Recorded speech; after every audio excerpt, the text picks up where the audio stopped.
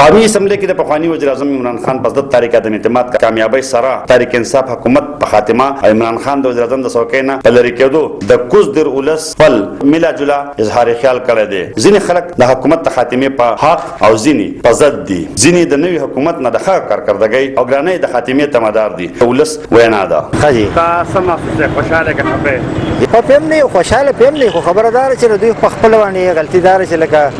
خامخه د غریبانو د مجبور دغه غریبانو خیال ساتل او عوام خیال ساتل پکارو غره دوی خیالونه ونه ساتل خامخه نو راضي به پکې د حکومت د خاتمه سره تکړنی چې حالات په کوم نورو ټیک شي ان شاء الله جو امید ساتو چې ټیک شي په دې کې موږ څه نشو ویلای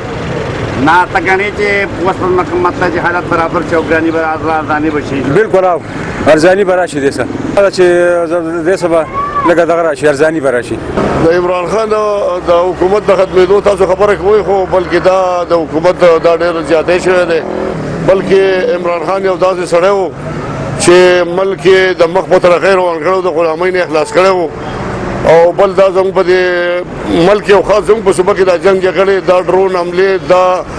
خودکش حملې دا هر څه ختم شو الحمدلله افغانستان بل ځان له حکومت جوړ شو داغه د منډو تړلو سره او موږ سلوخ کاله دغه شانتي رسیدلو دغه حکومت د لاس زموږ په صوبه کې په آرام چا خوب نه دی کړی الحمدلله عمران خانو ټیک دا چې نرخونه به زیات شوي خدا په عالمي دنیا کې زیات شوي او ان شاء الله نور د ماحول او د حالاتو د هسپتالونو سکولونو کالجونو یونیورسيټو د هر لحاظ باندې عمران خان حکومت ډېر ښه او ډېر ظلم شوی دی چې دا حکومت دې کسانو ختم کړی دی بلکې دا دوی نه دی ختم کړی دا د امریکې یو چالو په هغې ختم شوی دی او ان شاء الله زر تر زره کېدی شي چې بیا به د عمران خان حکومت راشي او دنیا ته معلومه شي چې هغه د غلامۍ زندګي نه تېروي. عمران خان غریب سړی تباہ برباد کو مالدارو له ټول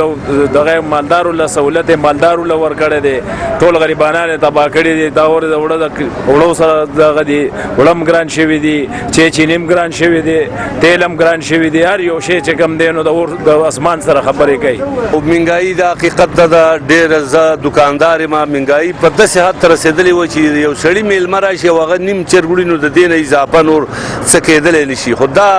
منګای چې د الله تعالی د طرف نه د یو شی باندې به وپاو کو دا نه د عمران خان په لاس کې دا نه د نواز شریف په لاس کې دا نه د دوی حکومت چې درې مار څوک راځي نه دا په لاس کې دا و چې د دې حکومت د سہولتونو دا چې اداري برابر وي قانون خو برابر او فضل تنګول د خلکو زبې خاص زمون خلکو ته کې واقعا چې سہولتو دا دوه څلوي خاله زما دلته وشو دا چې د عمران خان په حکومت کې موږ ته کم سہولتو دا په نور حکومتونو کې موږ نه دی راغلی نو بهر کې موږ ته ډېر افسوس دی چې یاره دا حکومت ختم شو او نور به دې نه مخکې څه ووایو په اصل کې زما خپل پرسنل تعلق جماعت اسلامي سره دی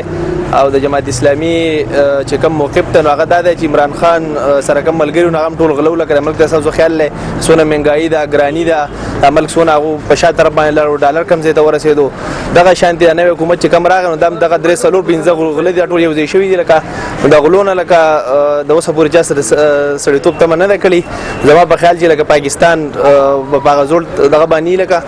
او د حقیقتو څه چانس خو دا کم حکومت چې بیګا ختم شو زه دا دغه کوم د زوړ د نوي پاکستان نه زوړ پاکستان ته واپسی هغه د نواز شریف شهباز شریف زرداری صاحب د هغه ټول واپسی هغه دغه منتقل شو اوس دا دغه کو چې د ارزانۍ هغه کم دغه چې هغه د مونږ ته د هوا متدغږي د خلکو خو ټول وی چې بس عمران خانی دا او ګرانی دا د غوړو ډبه د زما خل د 400 نه 500 نه روانه شوې د 1500 ته رسیدلې خو اوس به دوی د ګورو چې یاره دا د 1500 د ډبه به بیرته د 400 500 یا 600 راشي کنه یا د ډیزل لیټر چې کم دی هغه د 150 غالبا اوس دغه کوي نو کدا پرس کا 95 میلا یا 80 لا یا 85 لا دی راشي نو مونږ به بیا ومنو چې بالکل دا د عمران خان د لاسه ودا کم ګرانی چوا او که پرس کدام دغه شانی نو یقین مینه کیږي عوام دی الله تعالی د دوی مل